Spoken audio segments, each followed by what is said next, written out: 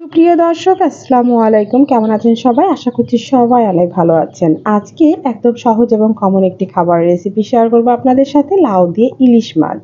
আর এই রেসিপিটা কিন্তু কম বেশি সবাই রান্না করতে পারেন, সেটা আমি জানি। তারপরেও যারা নতুন রাঁধুনি আছেন আর আমি যেভাবে রান্না করি সেই রেসিপিটাই আপনাদের সাথে তুলে ধরেছি। আশা করছি সবারই ভালো লাগবে। ইলিশ মাছ রান্না করার জন্য প্রথমে আমি এখানে বেশ কিছুটা পরিমাণে ইলিশ মাছ কেটে নিয়েছি আর এটা ধুয়ে পরিষ্কার করে নিয়েছি। এখন একটু লবণ দিয়ে মাখিয়ে রাখবো। আর এই মাছগুলো যদি আপনি প্রথমেই লবণ দিয়ে একটু রান্নার আগে মাখিয়ে রাখেন তাহলে দেখবেন ইলিশ মাছগুলো কতটা টেস্টি হয়, খেতে অনেকটা মিষ্টি মিষ্টি লাগবে। এজন্য লবণ দিয়ে খুব ভালো করে মাখিয়ে রাখবেন, তারপরে রান্না করবেন, দেখবেন এটা অন্যরকম একটা টেস্ট হবে। সবগুলো মাছই আমি লবণ দিয়ে খুব সুন্দর মতো এটা মাখিয়ে রাখছি। মাছগুলো মাখিয়ে রেখে আমি একটা কচি লাউ কেটে নিয়েছি। একদম দেখুন, ছোট এবং কচি একটা লাউ, এটা ডোম ডোম করে কেটে নিয়েছি। এরপর রান্নার জন্য চুলায় একটি কড়াই বসিয়ে দিলাম আর কড়াইয়ের মধ্যে দিয়ে দিলাম আমি পেঁয়াজ বাটা। পেঁয়াজটা কিন্তু আপনি ভেজেও রান্না করতে পারেন, তবে আমি আজকে পেঁয়াজটা বেটে রান্না করেছি। আর এর মধ্যে দিয়ে দিলাম কাঁচামরিচ কুচি। কাঁচামরিচটা আমি বেশি পরিমাণে দিয়েছি, কারণ লাউ তরকারিতে বেশি লাল কালার দিলে কিন্তু এটা খেতে বেশি ভালো লাগে না। কাঁচামরিচের পরিমাণটাই বেশি দিলে এটা খেতে বেশি ভালো লাগে। ১ চামচ দিয়ে দিয়েছিলাম এখানে আমি রসুন বাটা।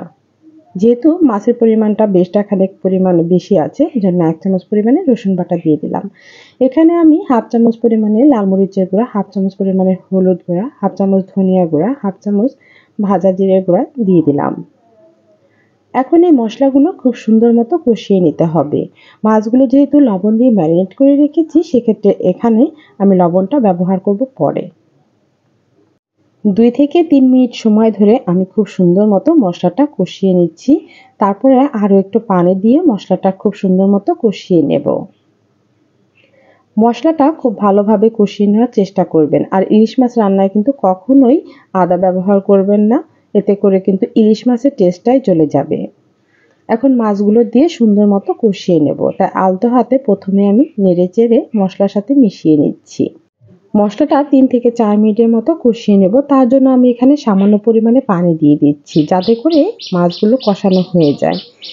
এখন আমি ঢাকনা দিয়ে ঢেকে ৩ মিনিটের মতো জাল করে নিয়ে একেবারে কষিয়ে নিলাম। এখন এই মাছগুলো আমি একটা একটা করে তুলে নিচ্ছি। প্রথমে মাছগুলো তুলে নিয়ে লাউ দিয়ে এই মশলার সাথে কষিয়ে নেব।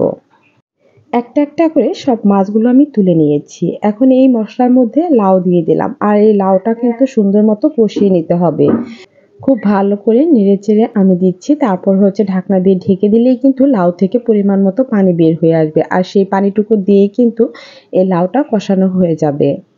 দেখুন, অনেকটা পরিমাণে পানি উঠে এসেছে আর নেড়েচেড়ে কিন্তু এই পানিটুকু দিয়ে কষিয়ে নিলেই লাউটাও প্রায় সিদ্ধ হয়ে আসবে। লাউটা কিন্তু আমার কষানো হয়ে গিয়েছে। এই পর্যায়ে আমি ঝোলের পানিটা অ্যাড করে দেব। ঝোলের পানিটা অ্যাড করে দিয়ে যখন বলক চলে আসবে তখন তার মধ্যে কষানো মাছগুলো দিয়ে দিতে হবে।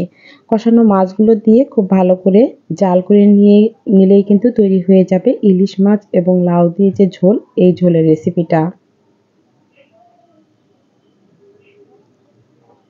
বলক চলে এসেছে, আরও আমি ৩ থেকে ৪ মিনিটের মতো খুব ভালো করে জাল করে নিয়েই এই রান্নাটা কমপ্লিট করে নেব। আর এইভাবেই লাউ দিয়ে ইলিশ মাছ রান্না করলে অনেকটা কিন্তু মজাদার হয়।